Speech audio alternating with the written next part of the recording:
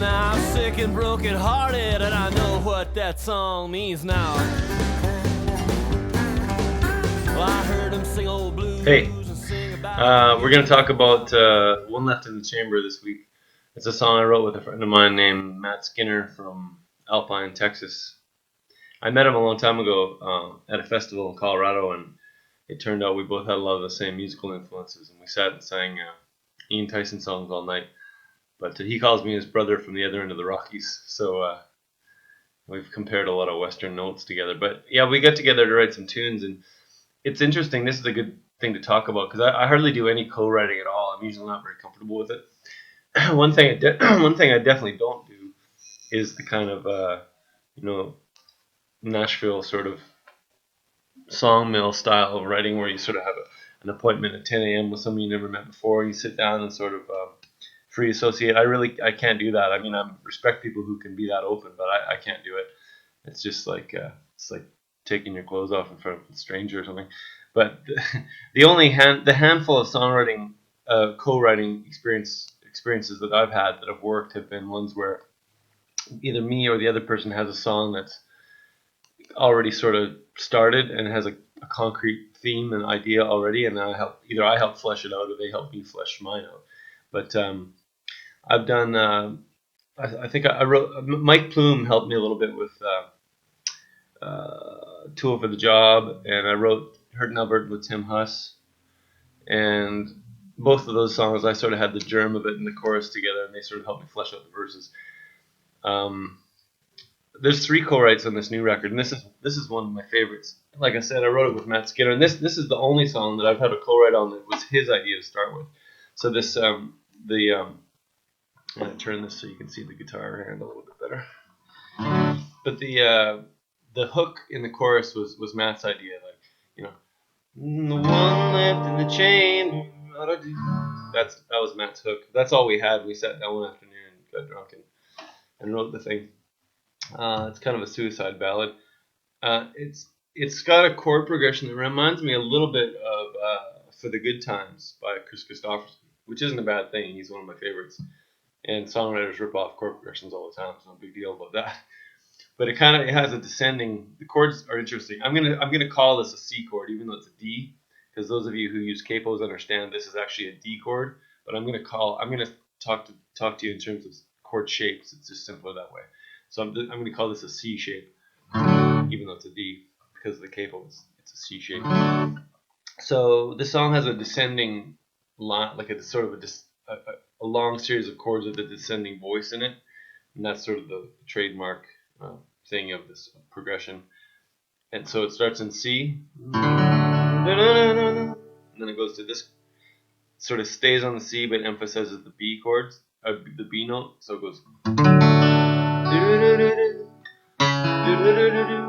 A minor shape, G shape, F shape, E minor shape, D minor shape, back to the 5 chord, the G shape. So it's sort of a descending thing. Just goes C, G with a B bass, A minor, G, F, E minor, D minor to the G. And like I said, all those chords aren't actually the names of the chords, those are the shapes. There's a capo on the 2nd fret, so it's C shape, G with a B bass shape, A minor shape, G shape, F shape, E minor shape, D minor shape. So you get the idea. And then the hook line's interesting too. So it goes to from the 4 to the 5, to the 6 minor, and then this trick I've talked about before. It goes to the 4, to the 4 minor.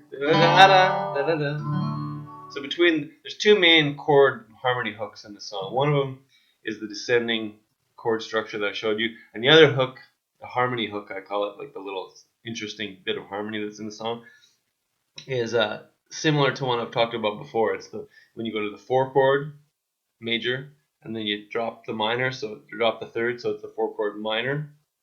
That's very effective. So I use that in a couple songs on this record. I had a couple songs on the last record, so I gotta stop probably before you guys figure me out. But so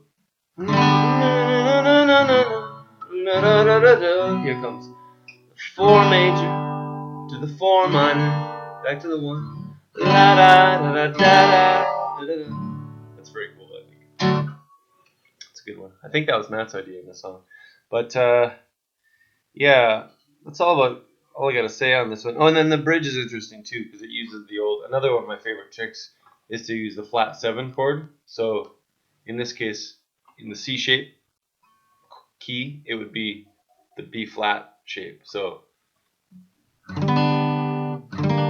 the bridge comes.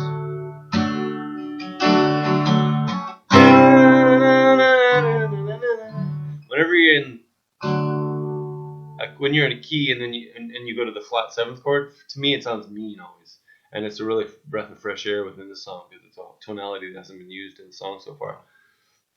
So you hear and then you go. That's got a kind of a mean sound to it. Anyway, this one was a little guitar harmony geek heavy. So. The other thing about this song, like I said earlier at the beginning of the piece, is the co-writing process for me. So if you're a young songwriter or whatever and you're trying to co-write with people, I would suggest instead of going in cold with nothing and just free associating your way into a fake love song or whatever, I would suggest you take some half-finished things in with you, like stuff. I've got tons of stuff. Any songwriter's probably got a million half songs or chunks of songs written. I've got a bunch myself. What I do if I decide I'm going to try and write with somebody, what I'll do is I'll go through all my stuff and I'll find 4 or 5 or 8 or 10 chunks and I'll sort of get them to the point where I can't go any further with them. Stuff that I know is good but I can't finish, and then I'll present them to somebody else. And sometimes they'll just go, "Oh, well, why don't you just do that?" And it can be a simple thing that you just didn't think of, and a fresh set of ears can totally bring the song to life. So, good tips.